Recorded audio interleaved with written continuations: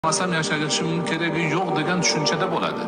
Ana ular o'z-o'zidan Allohning ibodatiga o'zini urishadi. Chunki fahmi yetgan, aqli yetgan, his tuyg'usi yetgan, o'zini bandaligini chuqur his qilib, Allohga bandalik qilmasam yashashimning keragi yo'q degan xulosadagi odam bo'ladi. Ana ular juda nodir shaxslar bo'ladi. Payg'ambarlar, ularga yaqin kishilar bo'ladi va zamon o'tishi bilan ozayib boraveradi ular. Bu darajadagilar.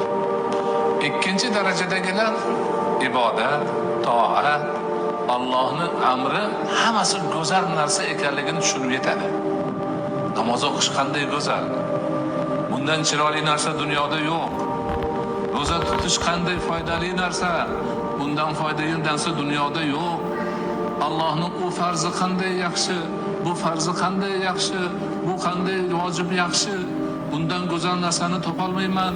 Shuni g'animat bo'laydi, o'zini uradiganlar toifasiddir. Bular ham oz bo'ladi.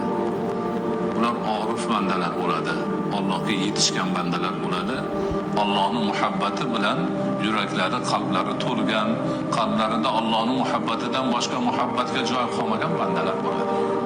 Ammo siz bilan biz ko'pchilik ibodatni nima uchun qilamiz? Savobidan umidvor bo'lib, azobidan qo'rqqanimizdan qilamiz. Ana o'shalarni Alloh vojib, farz ibodatlarni zanjirini bo'yniga solib, nimaga? Jannatga sudraydi. Aytsam ko'nmayapsan, endi o'zim sudrab olib boray deydi. Mana shu haqiqatni biz yaxshi bilishimiz kerak.